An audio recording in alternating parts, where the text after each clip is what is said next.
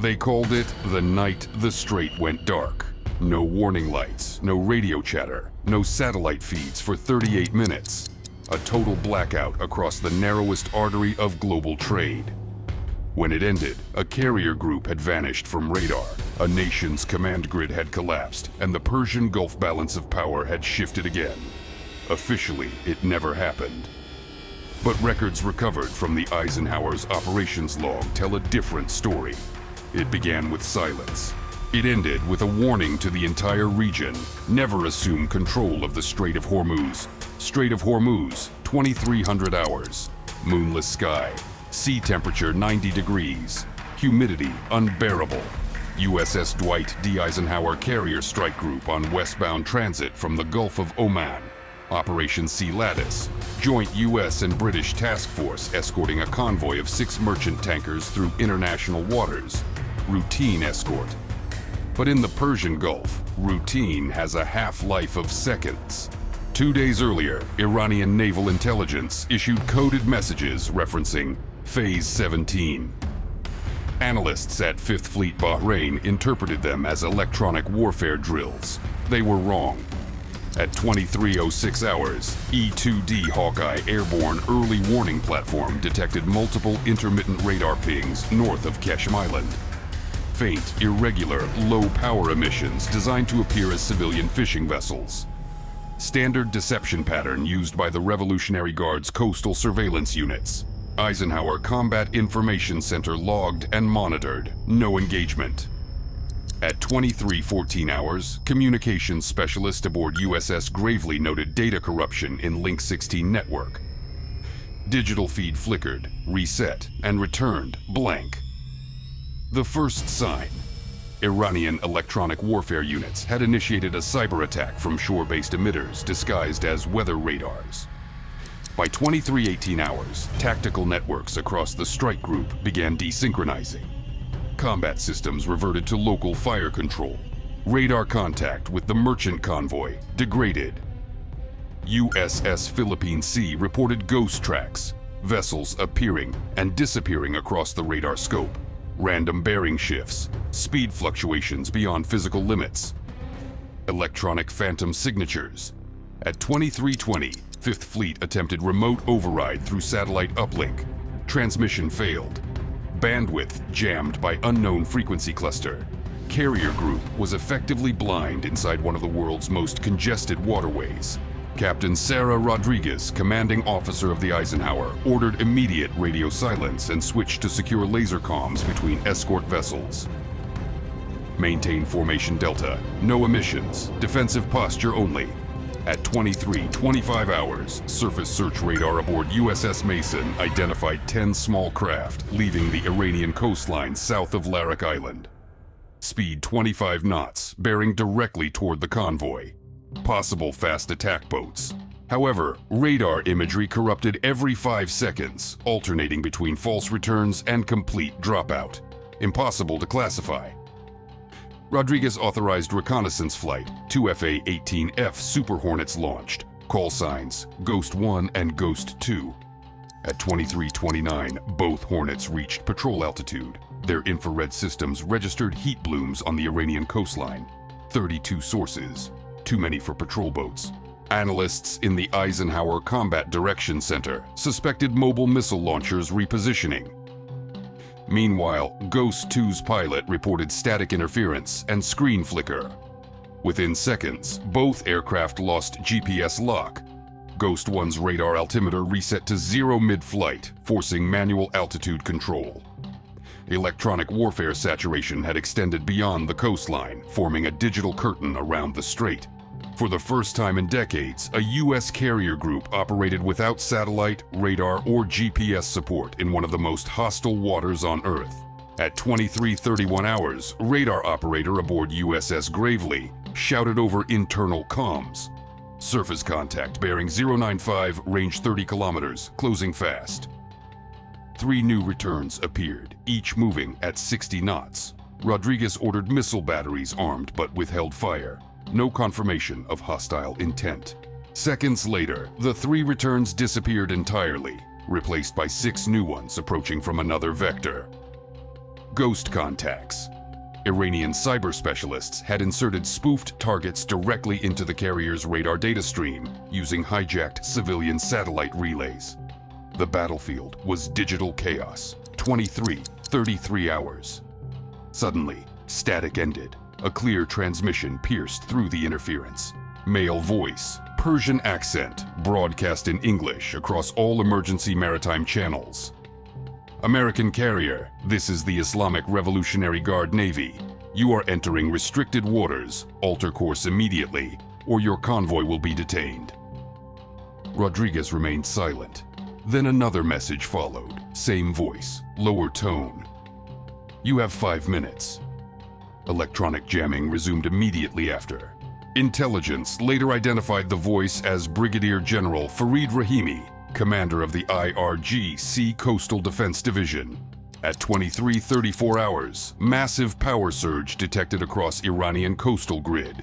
Multiple radar sites, missile batteries, and drone control stations came online simultaneously. Fifth Fleet Command in Bahrain confirmed total blackout in the Strait satellite feed.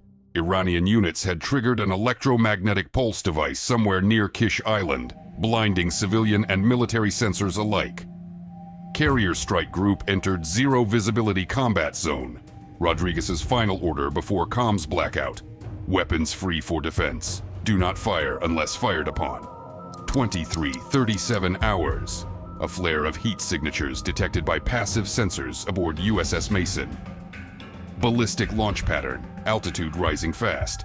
Likely coastal anti-ship missiles. But tracking data scrambled before intercept solutions could calculate. The first missile splashed harmlessly 3 miles off Eisenhower's port bow. Then another, and another. None locked on properly. Their guidance systems were jammed, possibly by the same interference Iran had unleashed to blind the Americans. A miscalculated attack, self-sabotaged by their own electronic warfare net. Rodriguez seized the moment. All ships emit active radar.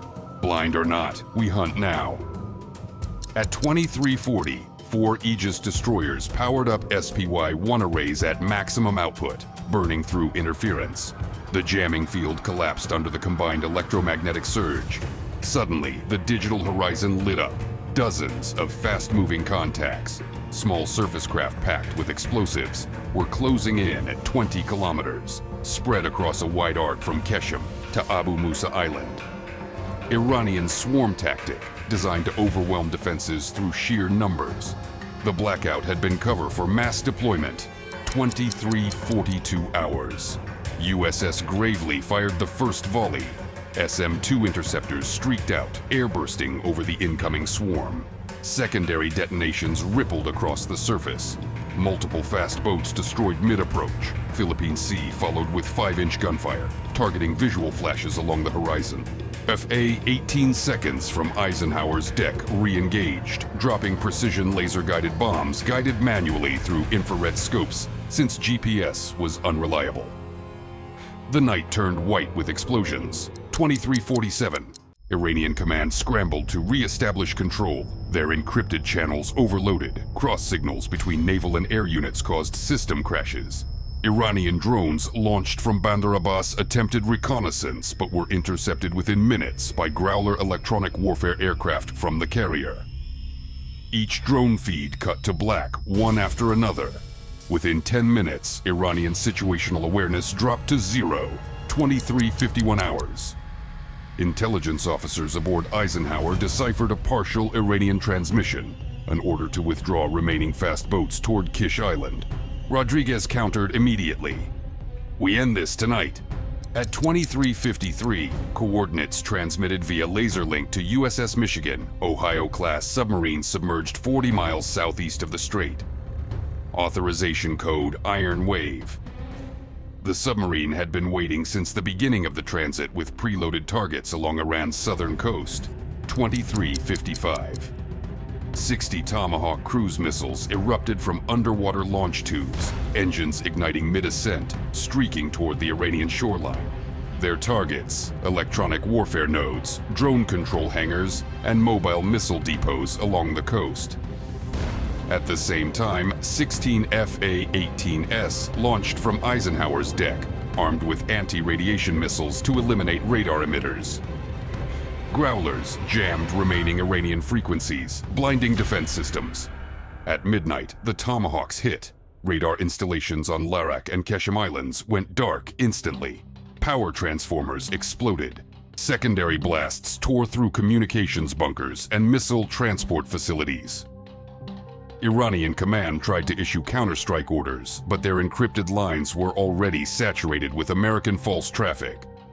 Fabricated coordinates, fake radar feeds, phantom fleets appearing on their screens. Confusion turned to paralysis. 0:04 hours. Iranian coastal artillery opened fire blindly into the sea, hundreds of shells exploding harmlessly across open water. At 0007, second wave of Tomahawks struck deeper targets, command centers in Bandar Abbas and Larak Island Naval Base. Massive explosions lit the sky. Seismic monitors in Bahrain registered tremors equivalent to magnitude 3.1. Within 8 minutes, Iran's electronic warfare grid collapsed completely. The blackout that began over the Strait now reversed, but this time it was Iran's systems going dark. 0 hours, 10 minutes.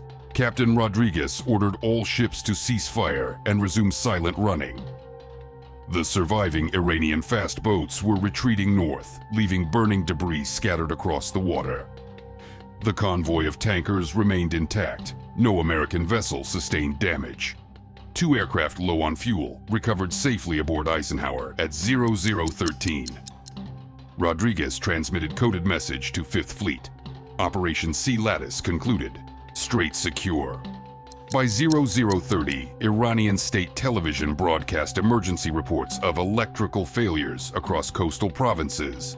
Official denial followed within minutes.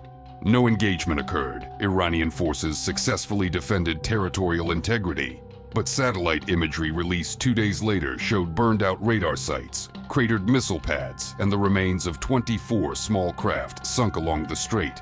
Iran's electronic warfare command had been annihilated in less than 40 minutes. International reaction was immediate. The International Maritime Organization convened an emergency session.